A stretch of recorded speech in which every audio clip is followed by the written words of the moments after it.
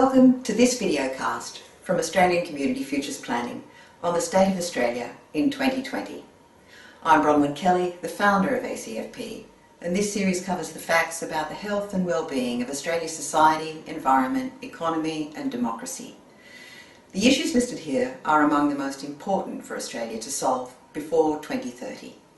Failure to make substantial progress on these issues in the coming decade will make it harder and far more costly for Australians to arrive safely in 2050 with an acceptable degree of well-being and security. Australian Community Futures Planning is working with Australians to develop a plan to overcome the challenging issues raised in this series. That plan is called Australia Together. This is Australia's first National Community Futures Plan. It is being developed by Australians for Australians and is designed to increase our chances of arriving safely at our preferred future by 2050 or sooner. Factual details and data presented in this series provide the starting points for Australia Together. They pinpoint some of our biggest weaknesses as a nation in 2020. As such, they form the basis for some of the most ambitious targets that Australians can draft into their first National Community Futures Plan. The full set of 7 videocasts on the State of Australia in 2020 covers facts about our nation's health and well-being in 20 critical areas of our society, environment, economy and democracy. This episode comes in 2 parts. Part 1 covers issue 15 on environmental decline. Part 2 covers issue 16 on climate policy failure. You can pause this video at any time to consider the points and statistics provided. For the remaining episodes in the State of Australia in 2020, visit the ACFP website at www.austcfp.com.au.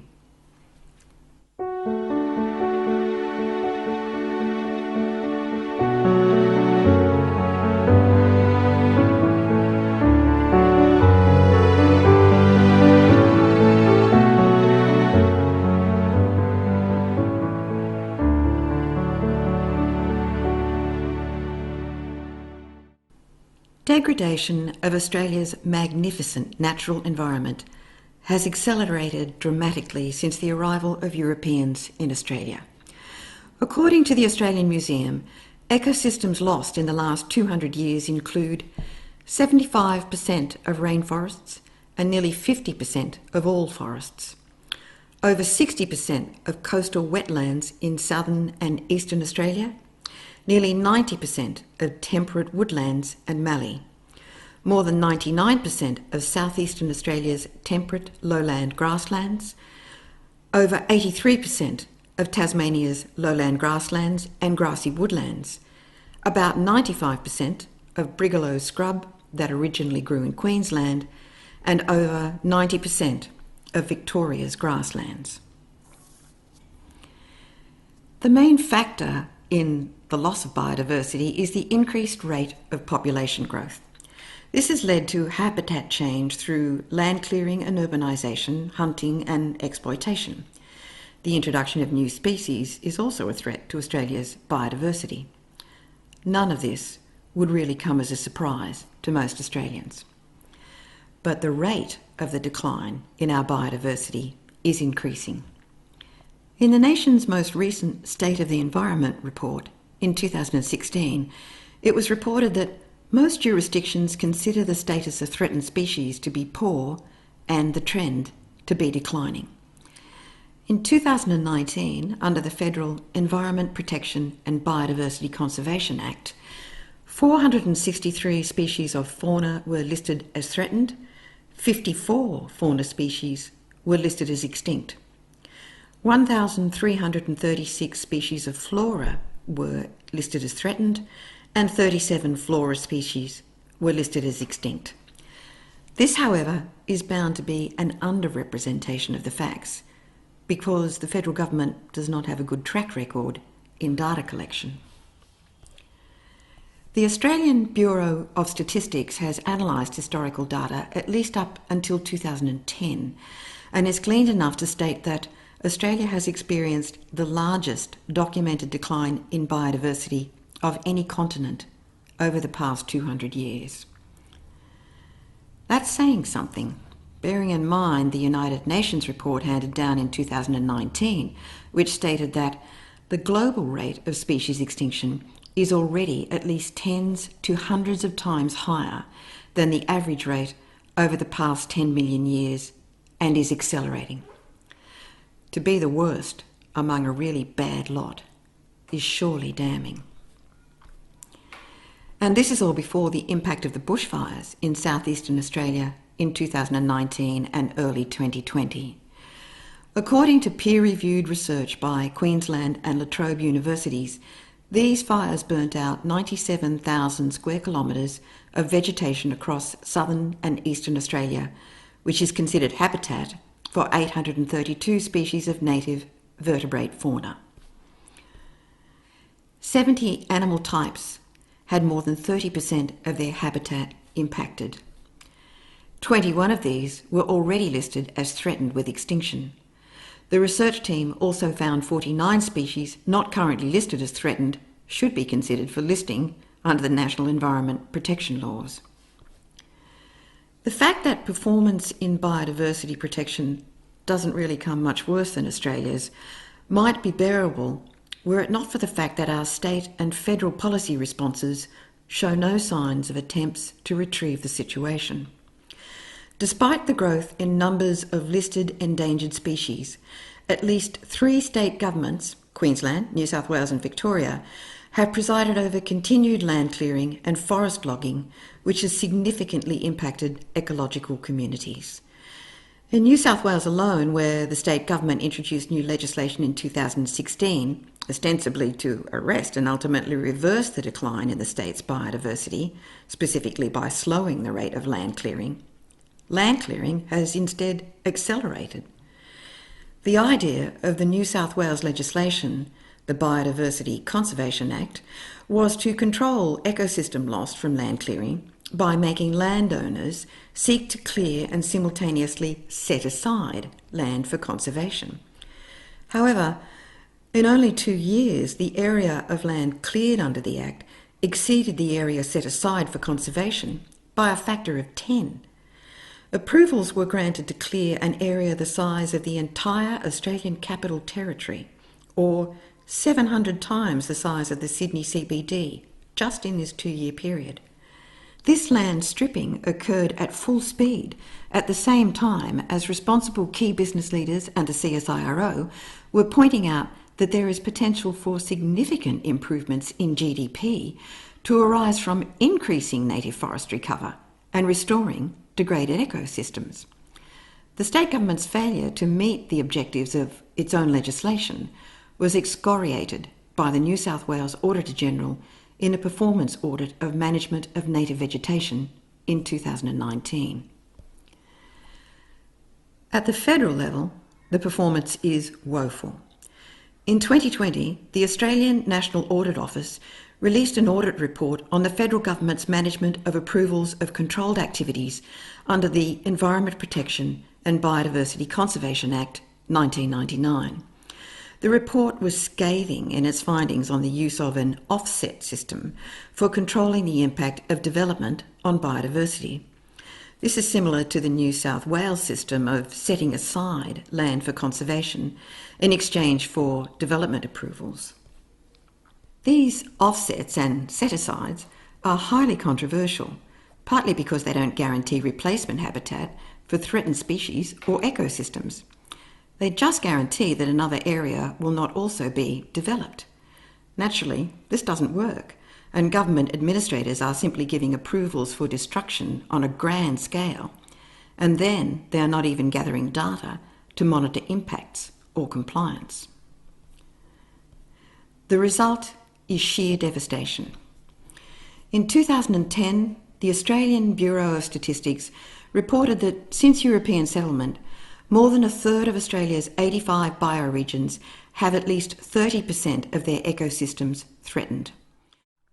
Within extensively developed coastal areas and the Murray-Darling Basin, this figure is more than 50%.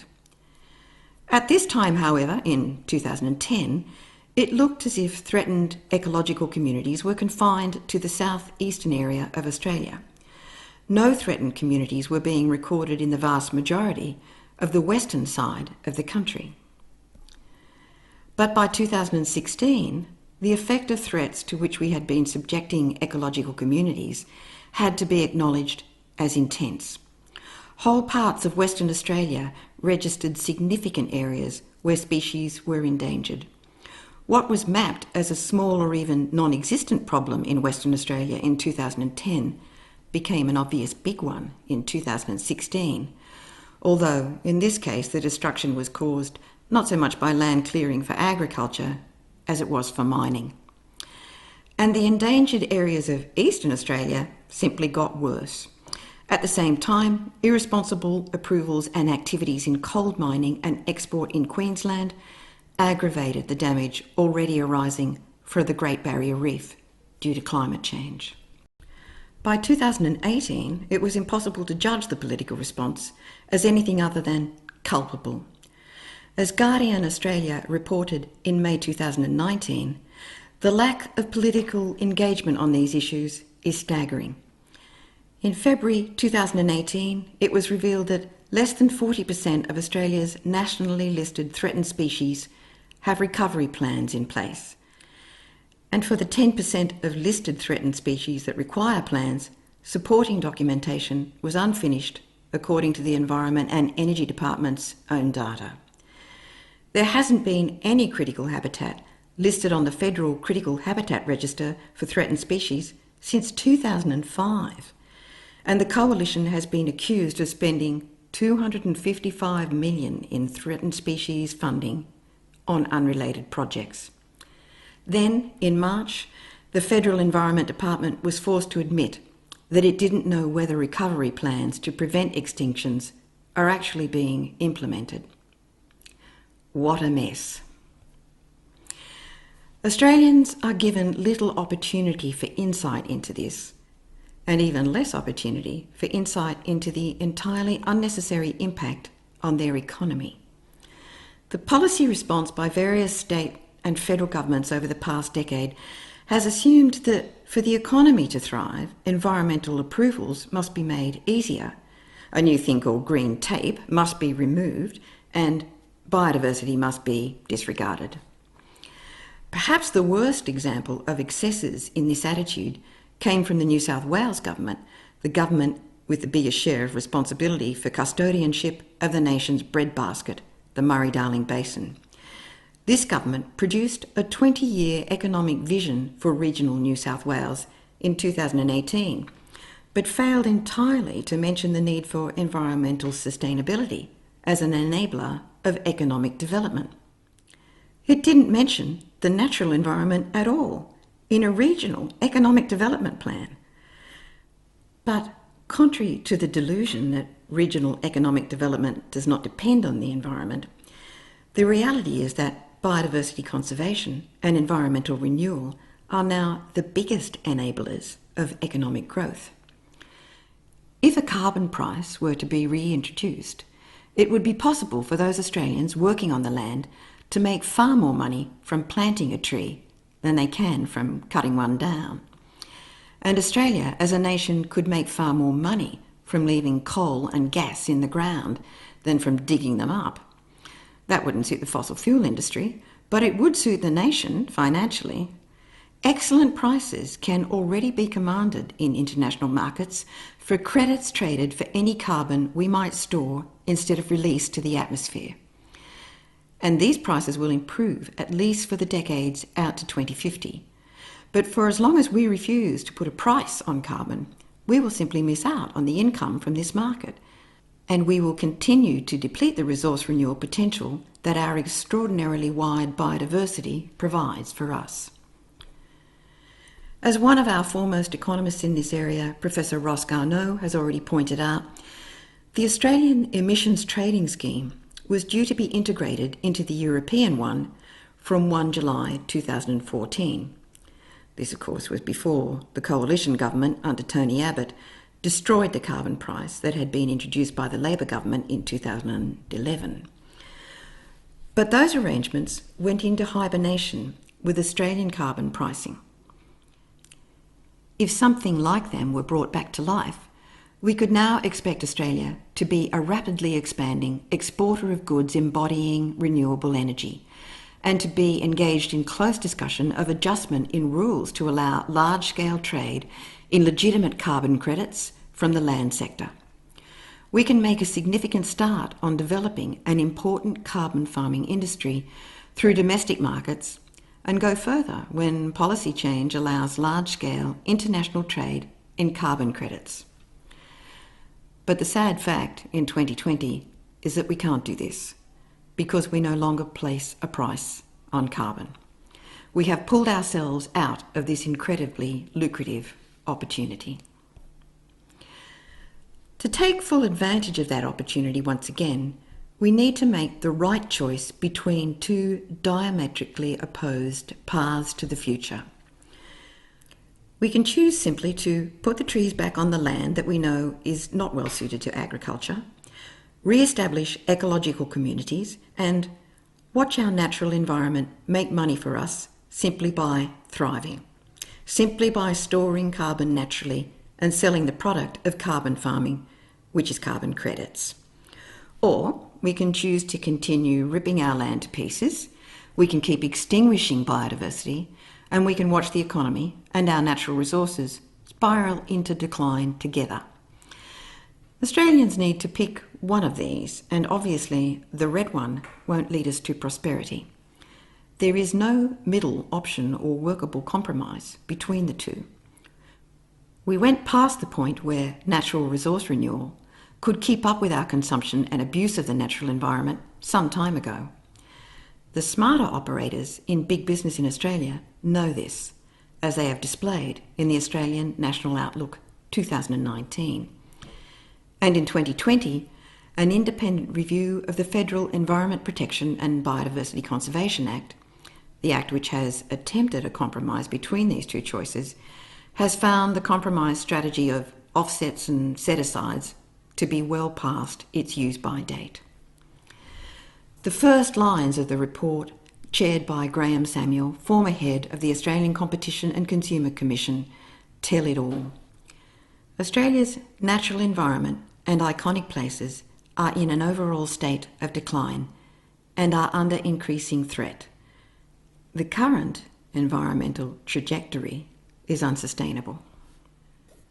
A compromise between development and conservation may well be the preferred next step by governments, some sort of halfway house. But of course, the offset system that we have under the 1999 Act is the halfway house, and clearly it doesn't work. We have passed the point of workability for that sort of compromise, particularly if there is no truly independent authority capable of ensuring compliance with any standards that may be introduced in revisions of the Act. It may be that the federal government will try to reframe the halfway house in any future revisions of the Act and offload culpability for future decisions to the states, in order to allow development to continue with as few restraints as possible and as little backlash to the federal government as possible. It is unlikely that they will let go of the idea of getting rid of green tape. But the national interest, and this means the national economic interest, will not be well served by a continued sacrifice of biodiversity. That being so, it would be timely for Australians to rally to the cause of their environment and call for new economic arrangements that logically should include a carbon price and a strong turn towards land and biodiversity renewal. Australia is one of the 10 most biodiverse countries on the planet. The breadth of diversity is what maintains our agricultural yields at high levels. It may be argued that modern technology and science are the source of Australia's high crop and livestock yields. But of course, ecosystem collapse will overwhelm the achievements of technology and science. The sooner we envision a partnership with nature, the more likely we are to maintain an edge in international markets for our agriculture. It is Australia's very great good fortune that we don't have to sacrifice our environment to save our economy. On the contrary, we can only save our economy by saving our environment. The next episode of this series on the state of Australia in 2020, part 2 of episode 6, is about the most critical thing that we can do to save our environment and thereby save our economy. Namely, it is about how to establish an overarching policy framework for dealing with climate change. This policy change is not just about establishing renewables as the basis for our new economy. It is about finding a basis upon which Australia can step up and take a position of global leadership in the only instrument that the world has for carbon emissions reduction, the Paris Agreement. Responsible businesses can and are driving Australia towards renewables, and despite the incredible reluctance of our federal government, they're likely to succeed eventually, probably before 2030. But if our federal government refuses to take a leadership role in global negotiations on emissions reduction, then the efforts of decent businesses to grow Australia as a green energy superpower will be completely overwhelmed by the irresponsible negotiating stance of the federal government in support of fossil fuels and the corporations that benefit from this sort of economy at the nation's expense. The next episode is about how to turn that around. It is about how we may build a viable strategy for use in global negotiations on climate change, a strategy that will save our economy. If adopted, this strategy would help Australia to transform its whole economy inside the next 10 to 15 years with nothing but benefit to Australians. Australians wishing to travel towards a brighter economic future can increase their chances of arriving there by melding these and other economic strategies for our society, environment and democracy into a coherent plan that will help us build the new economy we need more quickly than we otherwise could. Australia Together is being developed by Australians to ensure we can integrate our efforts along multiple lines and travel efficiently to that brighter future. You can become involved in developing Australia Together by visiting the ACFP website at www.austcfp.com.au and registering for updates. Thanks for watching this episode. For further episodes in this series of the State of Australia, visit ACFP at our website or stay tuned for part 2 of episode 6 on the State of Australia's climate policy. If you like this episode, please click like on the YouTube page and share the episode with your friends and subscribe to this channel.